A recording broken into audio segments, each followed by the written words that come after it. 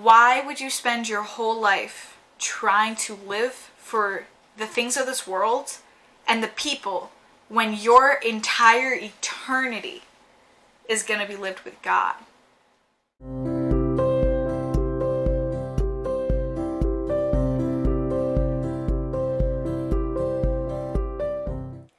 Good morning, everybody, and welcome to my very first video. I am starting a YouTube series that I've actually been talking about. I've been posting about on Facebook for a few weeks now.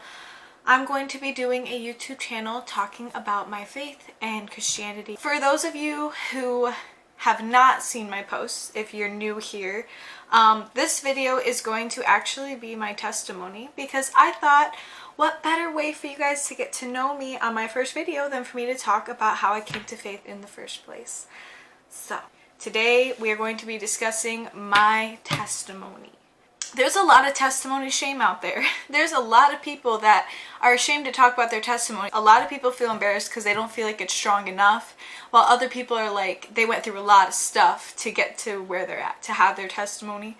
So I want to just start off by saying, there is no shame at all in any testimony that you have. There's no perfect relationship with the Lord.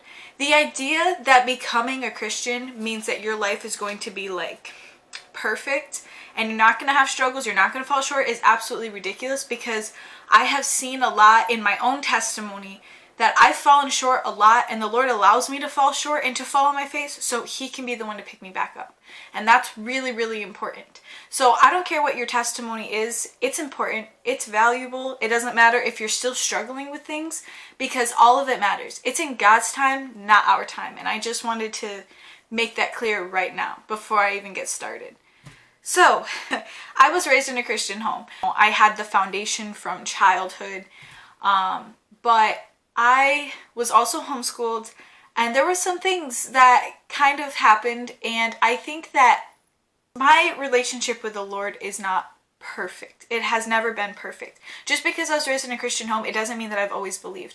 There were times, especially in my younger teen years, that I was very conflicted and very confused, and even in my later teen years, I was still really conflicted and confused. I actually had different things happen in my life that built to my Christianity and my faith. So my testimony is not like, an epiphany. I didn't wake up one day and all of a sudden be like, oh my gosh, the Lord revealed Himself to me, I'm a Christian now, and then changed my life. Like, that's not what happened with me. Like, not even a little bit. It was like a multiple year process of different things happening, affecting me differently, that led me to the faith. And the first really, really big one, when I was 15, I was like at my lowest stage. I was very lonely and very depressed. I was homeschooled. I didn't have a lot of friends, so I didn't have any social outlet. Spent a lot of time at home. I was very sad, and I didn't have any privacy, because at the time I was sharing a room with my brothers. It was a very big room because my dad hadn't finished the addition on the house yet, so we had just moved, and so I had like no privacy at all. I was very lonely. I was very sad. And I was very depressed, and it got to like a really bad point where I was literally like trying to distract myself from life. I was like writing a book, and like I would spend hours on the computer just writing, like pretending I was anywhere but where I was. And it got to a point that I was so low, and like I felt like this huge weight on my shoulders. Like I felt so heavy all the time that I was just, I felt miserable. Like I felt like there was no point in living because I was just so miserable. I finally came to the realization that if everything my parents has taught me is true, if anything I learned in church is true, then the only person who can help me right now is God, because I clearly couldn't help myself. So I remember just like outside, I was like bawling, and I was just like, Lord, please help me. I don't want to feel this way anymore. And I was so sad, and I just begged Him for help. And the next morning when I woke up, the weight that I felt and the loneliness I felt had been lifted from my shoulders. Like it was amazing. It was like crazy. And it was like the Lord revealed Himself to me in the form of answering that prayer. And that affected me so badly, because that's when it became very real and apparent to me that God is real. Jesus is the Son. My whole life, like everything I've been taught, it's all true. And that was the big changing moment for me, because it became real for me. My relationship with the Lord had finally kind of begun. I did not go, have a life-changing moment then, actually. I did not become the perfect person then, a perfect Christian then. I'm not now. I don't mean it to sound like that. But my relationship with the Lord after that was probably still just as rocky as it was before, if not worse. The only difference was I was under the impression that because I decided, like, I was like, well, I'm saved now. Like, genuinely, I'm saved. I genuinely believe in this now. I didn't think there was any strings attached to that. I just kind of continued living life without diving into the Word or even trying to develop a relationship with the Lord. For a very complicated reason, I was staying with my sister off and on because she needed help. And during the time I was at her home, it was a very morbid kind of situation because she was very sad all the time. Both her and her husband were very sad all the time.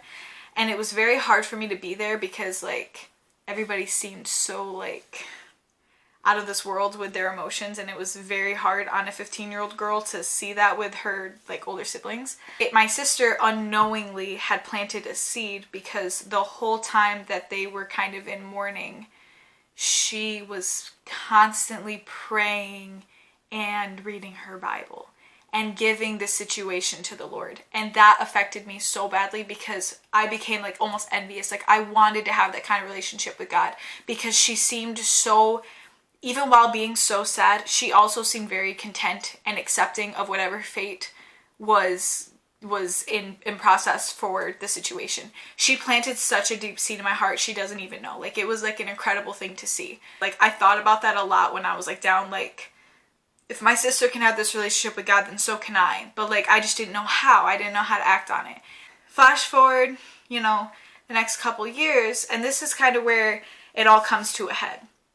I became a little bit rebellious. I got into the workforce, so I started to have a much more vibrant social life, and I actually made a lot of friends. And if I wasn't at work, I really wasn't even at my own house. Like, I was constantly trying to see other people. I had people coming over all the time. I had bonfires, like, all summer long for a couple years.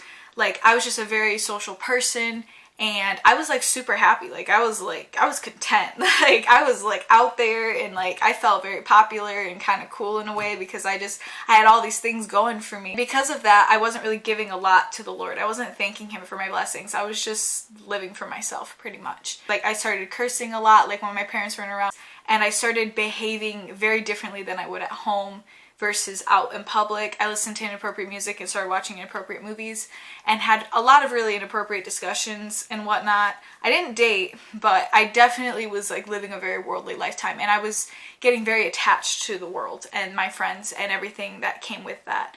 But at the same time, like, I was still trying to portray being a very good Christian girl. Like, all of my friends, even though I felt like I was being super rebellious, were like, oh yeah, you're not rebellious at all. Because, like, I wouldn't drink, I wouldn't party.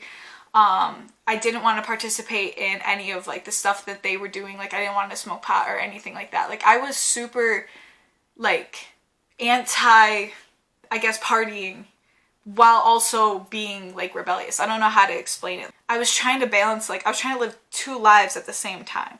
And it was really wearing on me, actually. But I ended up becoming friends with a Baptist girl, and so her family followed a lot of strict rules. And spending a lot of time with her, she and her friends, I ended up having a whole new crowd to please besides my family and my other friends. I had, like, this Baptist crowd to please, and I was spending a lot of time, like, at her house, and I was trying really hard to be everything I felt like they wanted me to be, like the perfect Christian, and didn't, like, do all the other stuff.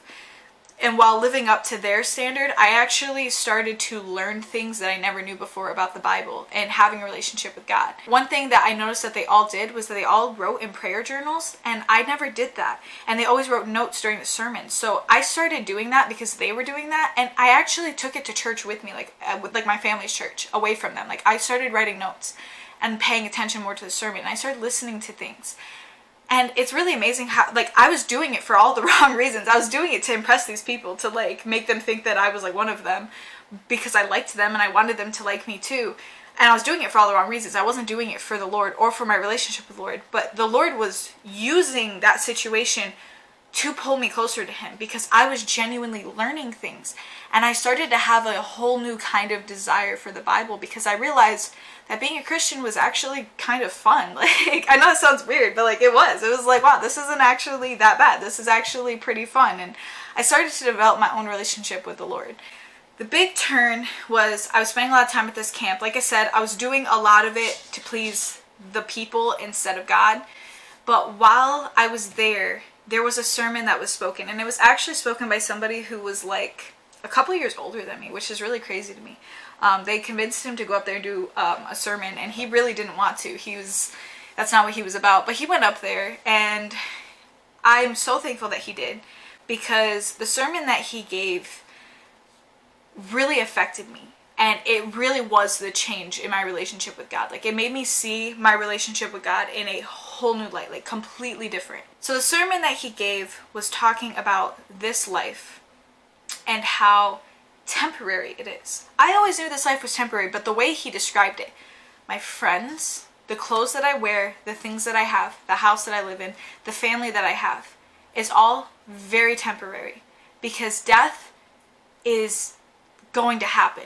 There's no statistic where you might die. You will die. Everybody dies. His question was, in this very temporary life where you are going to die and it's literally going to be a blip, why would you spend your whole life trying to live for the things of this world and the people when your entire eternity is going to be lived with God? And when he said that, it blew my mind, because I realized he's right. Like, when I die, eternity, like, that's not a lifetime. There's no start and end. Eternity is just existent. For the rest of eternity, I'm going to be living my life with God. And I'm down here trying to please people that I'm literally, like, my lifetime is just gonna, it's nothing compared to eternity. And I'm down here trying to please all these people. Like, literally, I'm going to die anytime. And I will have had no relationship with God. I haven't developed a relationship with God. I don't even know who God is, really. And he's just sitting there waiting for me to come to him. That epiphany, I realized, like, right away. I was like, I don't want to live for people. I don't want to live for this world, because this world isn't where I'm going to be permanently at. I want to live for God. I want to have a relationship with God. I want to be able to go to heaven and be able to have a conversation with God and not feel awkward. Like, you know what I'm saying? Like, and that was when it really started for me. When I was 17 years old, that's when my life really changed, and I really had like a whole new view of Christianity and a whole new view of being a Christ follower. And I was very repentant. So for me, like, it was a huge thing. And I immediately was like, I want to change everything about myself. Like, I want to follow Christ, and I want to follow God. This is the part where I'm supposed to say, that's my testimony. But honestly, my testimony is not over. No one's testimonies really end when they become saved, because my relationship with the Lord is still growing. It's still developing. And honestly, yours probably is too. Like, God is vast, and there's so much to learn about him. And Jesus, everything that he did, there's so much more, so many more layers to his salvation. We're not perfect. We will never be perfect. We're gonna fall short. I can't judge any Christian for falling short, because if we were perfect, if we could be perfect, Jesus wouldn't have had to come in the first place. And that's another thing that I learned over time also. So don't feel bad, like, as a Christian, especially if you fall short. Like, don't feel like it can be embarrassing, and like, especially if like it's a big deal, like people will judge you. There's nothing wrong with falling short and coming to God to lift you up, because that's what the Lord does. You fall down, you smack your face on a rock, Jesus is going to be the one that's going to come in and pick you up, and he's going to carry you. There's no expectation for you to be perfect, because you can't be perfect. Just allow God to work within you. Just don't be afraid to just let God come in and shape you into who you're supposed to be. Alright, everybody, I would love to hear your guys' testimonies. If you want to drop in your comments, I want to hear your testimony, how you came to faith. If you don't have a testimony, if you're still not sure about your relationship with God, if you're not sure if you are a Christian or not, I would love it if you could DM me. I would love to chat with you. Follow me on Facebook. I would love to have like open talks and conversations about faith. That would be awesome. But I do want to see your guys' testimonies. I want to hear your stories. I think that would be really cool. If you really like this video and you want to see more content, please like and subscribe. If not, that's totally okay. I'm just going to keep posting whether people watch them or not. So thank you very much. My name is Rebecca Moreno, and I will see you guys next time.